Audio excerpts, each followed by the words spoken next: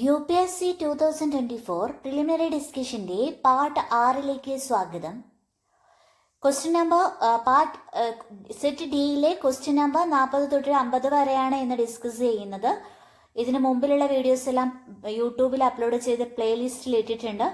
എന്തെങ്കിലും സംശയമുള്ളവരുണ്ടെങ്കിൽ വാട്സപ്പ് ചെയ്താൽ മതി, ഡീറ്റെയിൽഡ് എക്സ്പ്ലനേഷനോ മറ്റോ ആവശ്യമുള്ളവരുണ്ടെങ്കിൽ. അടുത്ത question, consider the following statement. There is instability and worsening situation in the Sahel region. There have been military takeovers, coups, defeat in several countries of the Sahel region in the past. അപ്പോൾ നമ്മൾ എന്താണ് check ചെയ്യേണ്ടത്?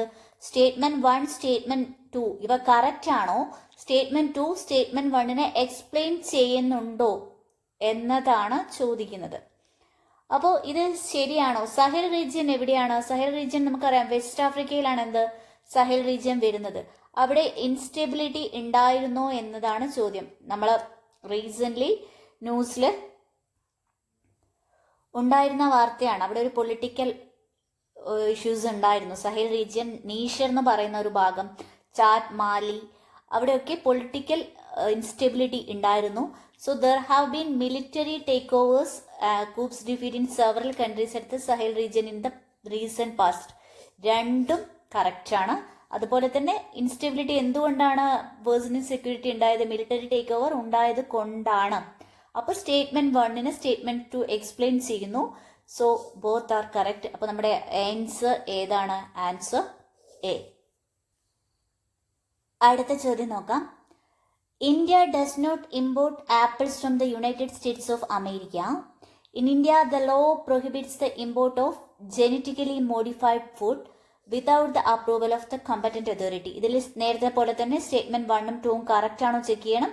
അതുപോലെ statement 1ന് statement 2 explain ചെയ്യുന്നുണ്ടോ ഇല്ലയോ അതാണ് നോക്കേണ്ടത്. അപ്പോൾ ഒന്നാമത്തേത് എന്താണ്? India does not import apples from United State of America. അത് റോങ് സ്റ്റേറ്റ്മെന്റ് ആണ്. നമ്മുടെ റിറ്റാലിറ്ററി ഇമ്പോർട്ടൻറ്റ് ഡ്യൂട്ടി റിമൂവ് ചെയ്തതിന് ശേഷം US ആപ്പിളിൻ്റെ ഇമ്പോർട്ട് കൂടിയിട്ടുമുണ്ട്. അതുപോലെ തന്നെ ഇന്ത്യയിൽ food safety and standard act 2026 പ്രകാരം ജനറ്റിക്കലി മോഡിഫൈഡ് ഫുഡ് അറിയാലോ, നമ്മുടെ DNA ഒക്കെ ജനറ്റിക് എഞ്ചിനീയറിംഗിലൂടെ മാറ്റം വരുത്തിയ അതിൻ്റെ ഇമ്പോർട്ടൻ്റ് എന്താണ്? വിത്തൗട്ട് ഈ FSSAI അപ്രൂവൽ എന്താണ്? പ്രൊഹിബിറ്റ് ചെയ്തിട്ടുണ്ട്. അപ്പോൾ അത് കറക്റ്റാണ്. അപ്പോൾ എന്താണ്? സ്റ്റേറ്റ്മെന്റ് 1 ഇൻകറക്റ്റ് ആയതുകൊണ്ട് തന്നെ നമുക്ക് എന്ത് പറയാം? ഇതുമല്ല. പിന്നെ എന്താണ്? ഇതൊരിക്കലും ആവുകയില്ല. അപ്പോൾ statement 1 is incorrect and but statement 2 is correct. ഇതാണ് ആൻസർ വരുന്നത്. Next question, with reference to the speaker of Lok Sabha consider the following statement. While any resolution for the removal of the Speaker of the Lok Sabha is under consideration, he shall not preside, he or she shall not have the right to speak, she shall not be entitled to vote on the resolution in the first instance. ഇതിൽ ഏതൊക്കെയാണ് ശരി, ഏതൊക്കെ statement ആണ് ശരി എന്നാണ് നോക്കേണ്ടത്. അപ്പോൾ article 9 നമ്മുടെ ഒരു ലോക്സഭയിൽ സ്പീക്കറുടെ റിമൂവലിന്റെ റിസൊല്യൂഷൻ നടന്നുകൊണ്ടിരിക്കുകയാണെങ്കിൽ സ്പീക്കറിന് അതിന് പ്രിസൈഡ് ചെയ്യാനുള്ള അധികാരമുണ്ടോ? ആർട്ടിക്കിൾ 96 ഇത് ക്ലിയർ ആയിട്ട് പറയുന്നുണ്ട്. എന്താണ്? സ്പീക്കറിന് പ്രിസൈഡ് ചെയ്യാനുള്ള അധികാരമില്ല. എങ്ങനെയാണെങ്കിലും സ്പീക്കറെ റിമൂവ് ചെയ്യാനുള്ള ഒരു റിസൊല്യൂഷൻ ആണ് നടക്കുന്നതെങ്കിൽ the speaker or while shall not though he's present preside എന്ന അങ്ങനെ തന്നെ പറയുന്നുണ്ട് article 96. At any sitting of the House of the People, while any resolution for the removal of the Speaker from his office is under consideration, the Speaker shall not, though he is present, preside. അങ്ങനെ തന്നെ പറയുന്നുണ്ട്. അപ്പോൾ shall not preside ഇത് correct ആണ്. പിന്നെ പറയുന്നത് she not have the right to speak. 96 2 കൃത്യമായിട്ട് പറയുന്നുണ്ട്. അങ്ങനെ ഒരു ഇത് നടക്കുകയാണ് എങ്കിൽ അവർക്ക് എന്തുണ്ട്? The speaker shall have the right to speak. 96 2. പിന്നെ പറയുന്നത് he she shall not be entitled to vote on the resolution in the first instance എന്നാണ് പറയുന്നത്. എന്താണ് ഫസ്റ്റ് ഇൻസ്റ്റൻസിൽ വോട്ട് ചെയ്യാനുള്ള be entitled to vote only in the first instance ആണ്. അപ്പോൾ ഇത് തെറ്റാണ്, ഇതും തെറ്റാണ്. അപ്പോൾ ഏതാണ്? One only. ഓക്കെ, അപ്പോൾ നമ്മുടെ ആൻസർ എ ആണ്. With reference to Indian Parliament, consider the following statements. A bill pending in the Lok Sabha lapses on its dissolution. ശരിയാണോ? അതുപോലെ a bill passed by Lok Sabha and pending in the Rajya Sabha lapses on the dissolution of Lok Sabha.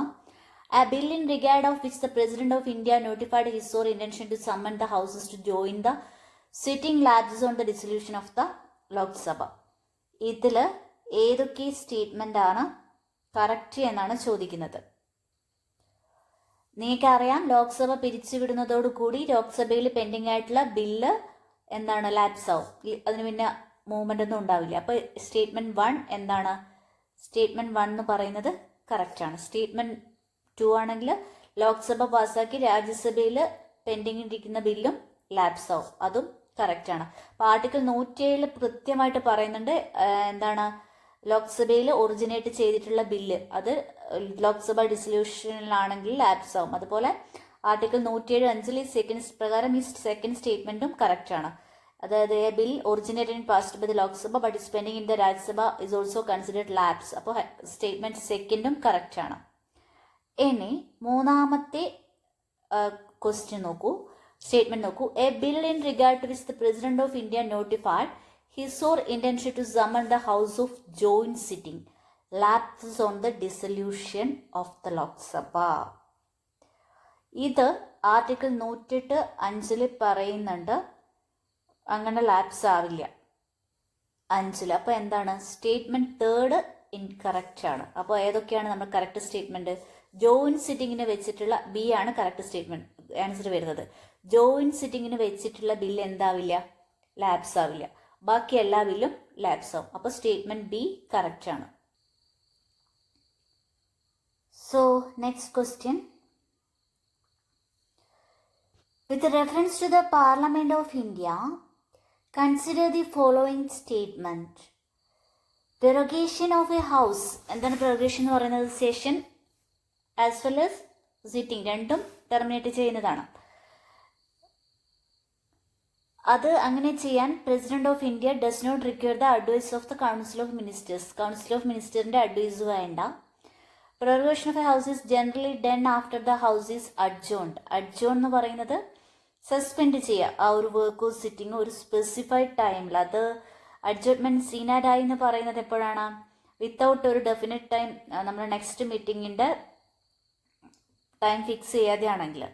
And a dissolution of the Lok Sabha is done by the President of India, who is in exceptional circumstance does so on the advice of the Council of Ministers. അതുപോലെ തന്നെ ലോക്സഭയുടെ dissolution എപ്പോഴാണ് പ്രസിഡന്റാണ് ചെയ്യുന്നത്? Exceptional സർക്കംസ്റ്റൻസിൽ council of മിനിസ്റ്റേഴ്സിന്റെ അഡ്വൈസിൽ. ഇതിൽ ഏതൊക്കെയാണ് ശരി എന്നാണ് നോക്കേണ്ടത്. ഒന്നാമത്തത്, prorogation of house is done by President of India does not require the advice of the Council of Ministers. ഇത് ശരിയാണോ? അല്ല. കാരണം ആർട്ടിക്കിൾ 85(1) അതിൽ പറയുന്നുണ്ട്, the President exercises the power to summon and prorogue the houses on the recommendation of the Prime Minister or the Cabinet.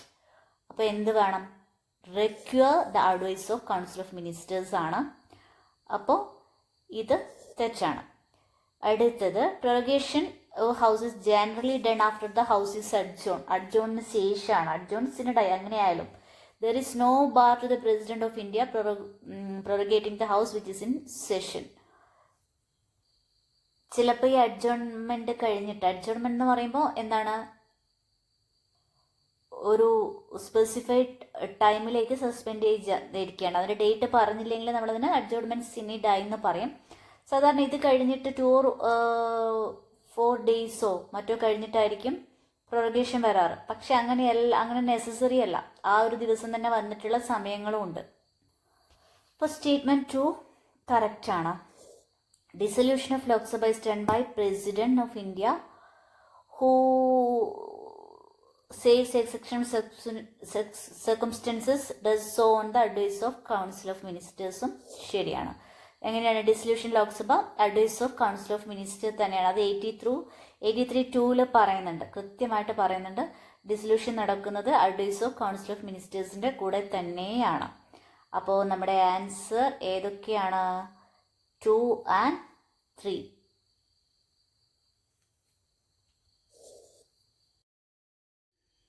അടുത്ത question.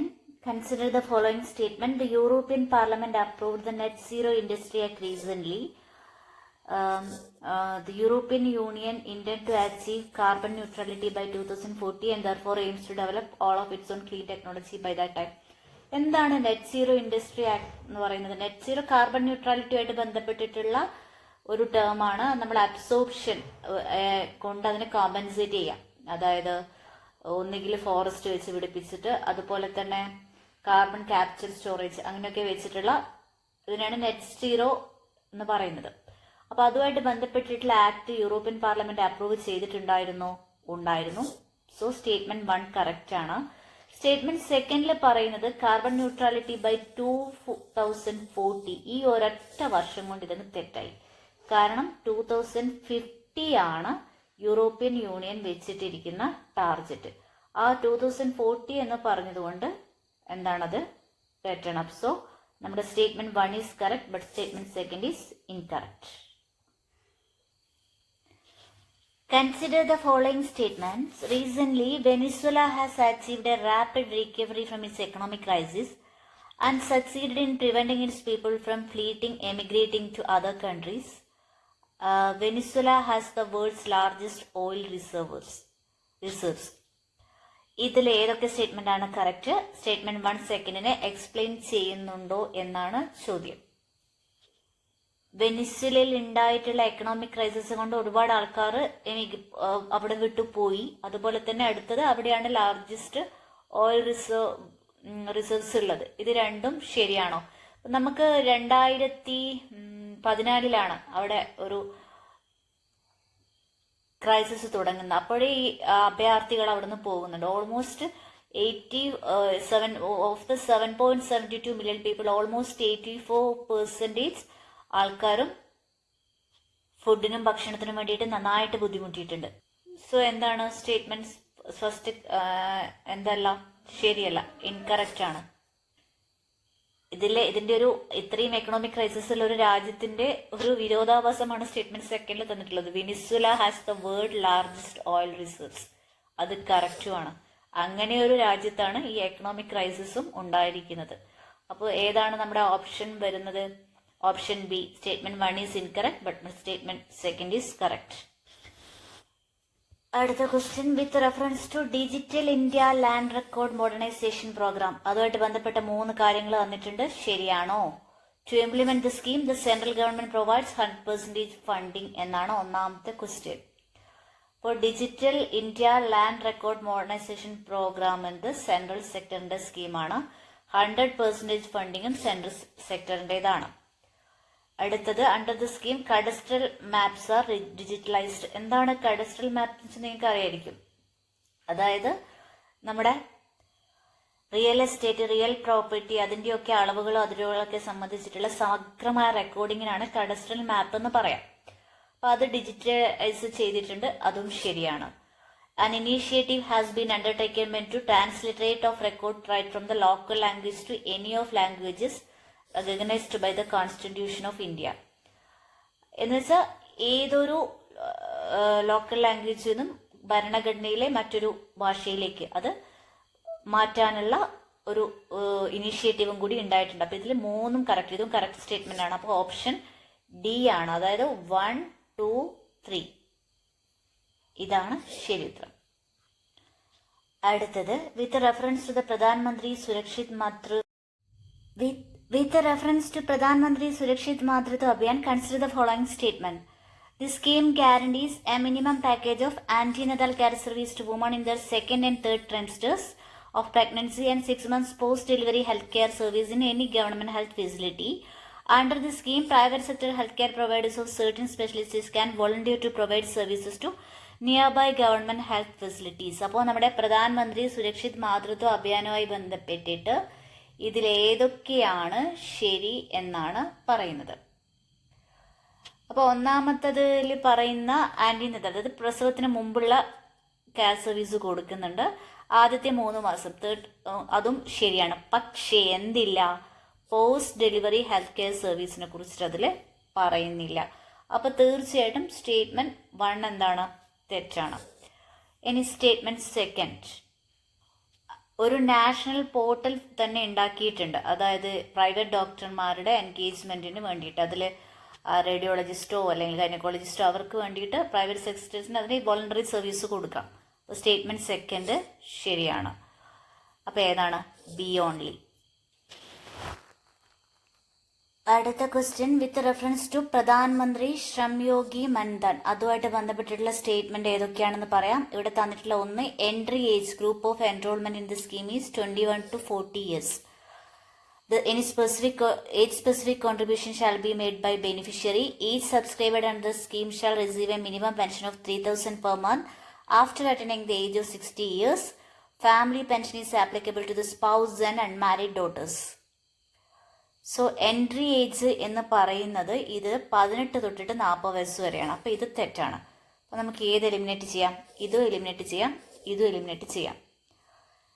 പിന്നെ ബാക്കിയുള്ളത് 2, 3 അല്ലെ 2 only. Age specific contribution shall be made by beneficiary, കറക്റ്റാണത്. ഒരു voluntary കോൺട്രിബ്യൂഷറി ആണ്, 55% ആണ്. Age specific ആണ്, അപ്പോൾ അത് കറക്റ്റാണ്. ഏജിനനുസരിച്ച് വേരിയേഷൻ ഉണ്ടാവും. Each subscriber under the scheme shall receive a minimum pension of 3,000 per month for 60 years. അതും കറക്റ്റാണ്. സോ ഇപ്പം നമുക്ക് option കിട്ടിക്കഴിഞ്ഞു. 2nd and 3rd only. പിന്നെ 4 നോക്കേണ്ട ആവശ്യമില്ല, കാരണം 4 1ന്റെ കൂടെ വരുന്നതാണ്. എന്നാലും നമുക്ക് എലിമിനേറ്റ് ചെയ്യാം 4. എന്നാലും family pension is applicable to the spouse and unmarried daughters. സ്പൗസിന് ആപ്ലിക്കബിൾ ആണ്, അൺമാരിഡ് ഡോട്ടേഴ്സിന് ആപ്ലിക്കബിൾ അല്ല. So the answer is B. അപ്പോൾ ഇത്രയാണ് ഇന്നത്തേത്. എന്തെങ്കിലും സംശയം ഉണ്ടെങ്കിൽ മെസ്സേജ് ചെയ്താൽ ക്ലിയർ ചെയ്ത് തരുന്നതായിരിക്കും. ഓക്കെ, നെക്സ്റ്റ് പാർട്ട് നമുക്ക് അടുത്ത വീഡിയോയിൽ കാണാം. Thank you.